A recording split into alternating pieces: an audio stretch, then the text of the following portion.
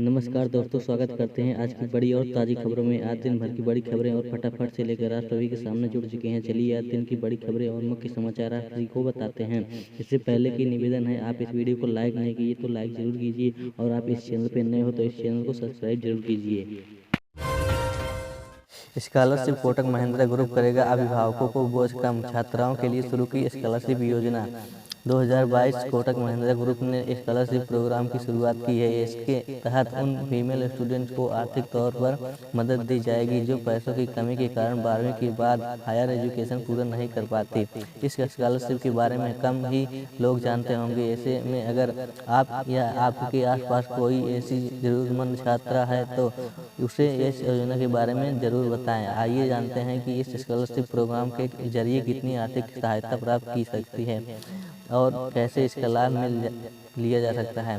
छात्राओं को मिलेगा लाभ। इस स्कॉलरशिप प्रोग्राम का नाम कोटक कन्या स्कॉलरशिप है। छात्राओं को सालाना 10 लाख रुपए की धनराशि दी जाएगी। इसके जरिए आर्थिक रूप से कमजोर छात्राओं को देश के किसी भी मान्यता प्राप्त कॉलेज या यूनिवर्सिटी में किसी भी व्यवस्थित पाठ्यक्रम जैसे engineering, medical, computer courses, CS, MBA, MB आदि करने की सहायता राशि दी जाएगी। स्कॉलरशिप छात्राओं के बैंक अकाउंट में ट्रांसफर की जाएगी। ये होनी चाहिए छात्रा पात्रता। इस स्कॉलरशिप के तहत आवेदन करने वाली छात्राओं के परिवार की सालाना इनकम 30 लाख से कम हो। कोटक महिंद्रा एजुकेशन फाउंडेशन के कर्मचारियों ने परिवार की छात्राओं को इस स्कॉलरशिप प्रोग्राम का लाभ नहीं मिलेगा। इस योजना का लाभ केवल इंजीनियरिंग, मेडिकल, कंप्यूटर, टेक्निकल शिक्षा के एडमिशन लेने वाली छात्राओं को ही दिया जाएगा। एनपीएस में शामिल कर्मियों को मिलेगी OPS। वित्त विभाग को SOP बनाने का आदेश। शिमला हिमाचल प्रदेश में ओल्ड पेंशन योजना की कैबिनेट की मंजूरी मिल गई है। हालांकि अभी आधिकारिक नोटिफिकेशन का इंतजार किया जा रहा है, लेकिन इसके पहले सरकार ने एक आदेश जारी किया है। सरकार ने मंगलवार को एक नोटिफिकेशन जारी की है। इसमें कहा है कि न्यू पेंशन स्कीम में शामिल कर्मचारियों को भी ओल्ड पेंशन मिलेगी। हिमाचल के मुख्य सचिव की तरफ से जारी आदेशों में यह कहा गया कि आदेश के वित्त विभाग को कहा गया है कि वह ओल्ड पेंशन योजना को लेकर एक SOP तैयार करें और सरकार को सौंपे। हिमाचल में सरकार ने 13 जनवरी को कैबिनेट मीटिंग में OPS बहाली की मंजूरी दी है। बोले राहुल, 21 अरबपतियों के पास 70 करोड़ भारतीयों से ज्यादा संपत्ति, सबसे अमीर 1% आबादी के पास हिंदुस्तान का 40% धन। नई दिल्ली, 17 जनवरी। कांग्रेस सांसद राहुल गांधी ने कहा कि 21 अरबपतियों के पास 70 करोड़ भारतीयों से ज्यादा अधिक संपत्ति है। सबसे अमीर 1% आबादी के पास हिंदुस्तान का 40% धन है। राहुल गांधी ने मंगलवार को ट्वीट कर कहा कि संयुक्त प्रगतिशील गठबंधन UPA ने 20 करोड़ से अधिक लोगों को गरीबी से निकाला था, लेकिन वर्तमान केंद्र सरकार की गलत नीतियों के कारण आम लोग और गरीब हो रहे हैं। राहुल ने कहा कि भारत जोड़ो यात्रा इन नीतियों के खिलाफ देश की हुंकार है। कुछ भी परमानेंट नहीं, कल हो सकता है केंद्र में हमारी सरकार हो। दिल्ली विधानसभा में बोले CM केजरीवाल। दिल्ली विधानसभा सत्र के दूसरे दिन की शुरुआत हंगामे के साथ होने के बाद मुख्यमंत्री अरविंद केजरीवाल ने सदन में अपना पक्ष रखते हुए कहा कि कोई भी सरकार जीवन भर नहीं रहेगी। कल केंद्र में हमारी सरकार हो सकती है। हम चुनी हुई सरकार की इज्जत करते हैं। CM केजरीवाल ने कहा कि संवतवादी मानसिकता है कि गरीबों को आगे नहीं बढ़ाने देना। LG साहब कर रहे हैं, देश में ही ट्रेनिंग करवा लो। क्यों करवा ले? हम किसी के काम में क्या गरीब के बच्चे को अच्छी शिक्षा नहीं दिला सकते हैं क्या? दिल्ली की जनता का पैसा है, हम तो ऐसे ही करेंगे। सवाल यह है कि ऐसा कहना वाला LG कौन है? कौन है LG? बनेगी शादी में अब्दुल्ला दीवाना। कौन है LG? हमारे सिर पर आकर बैठ गया है। अरविंद केजरीवाल ने कहा कि यह बेहद गंभीर विषय है कि एक राज्य में चुनी हुई सरकार की चलनी चाहिए या किसी भी व्यक्ति की चलनी चाहिए। मैं LG साहब से मिलने गया था। आज मैं विस्तार में बताऊंगा कि क्या बात हुई। रात 12 बजे बाद होटल में बार चलने की अनुमति नहीं। गहलोत बोले अपने परिवार के साथ घर पर रहें। राजस्थान में मुख्यमंत्री अशोक गहलोत ने कहा है कि रात 12 बजे के बाद होटल में बार चलाने की अनुमति नहीं होगी। लोग अपने परिवार के साथ घर पर रहें। सीएम गहलोत ने राजधानी जयपुर में मीडिया से बात करते हुए कहा कि 12 बजे बाद चलने की इजाज़त नहीं होगी। बीमा कंपनी मृतक अरशद को 15 लाख रुपए का मुआवजा, 50,000 क्षतिपूर्ति दे। रेवड़ी बीमा कंपनी प्रीमियम लेकर पॉलिसी के तहत शिकायतकर्ता को पर्सनल एक्सीडेंट क्लेम नहीं देती है तो उसकी सेवाओं की कोताही समझी जाएगी। कंपनी का यह कृत्य अनुचित व्यापार की श्रेणी में माना जाएगा और कंपनी को प्रीमियम के बाद बीमा की राशि का क्लेम पीड़ित को देना चाहिए।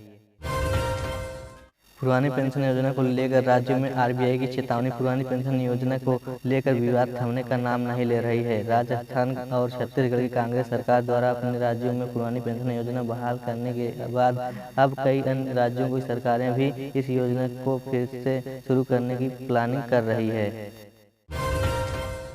चीन में संभाले नहीं संभल रहा कोरोना, सबों को लगेगा ढेर। एक दिन में 36,000 मौतों का अनुमान।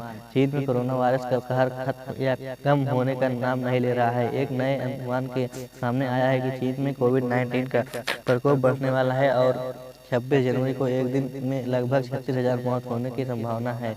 ऐसा इसलिए भी हो सकता है क्योंकि लाखों लोग चीनी नव वर्ष के लिए घर जा रहे हैं। चीन ने हाल ही में प्रतिबंधों को ढील दी है, जिसके बाद महामारी का प्रकोप ज़्यादा बढ़ने की संभावना है। ये एनालिटिक्स कंपनी एयरफिनी ने पहले चीन में कोरोना के 2 लहरों का अनुमान लगाया था, जिसमें एक ही दिन में होने वाली मौतों की संख्या 25,000 थी, लेकिन अब इसमें बदला है। फेस्टिवल ट्रेवल ने कई प्रांतों में वायरस की महामारी को तेज कर दिया है। Airfinity analytics director doctor Matt Linley ने कहा कि अब हम संक्रमण की एक बड़ी अधिक लंबी लहर देखने की संभावना देखते हैं। इसका स्वास्थ्य सुविधाओं पर अधिक बोझ होगा।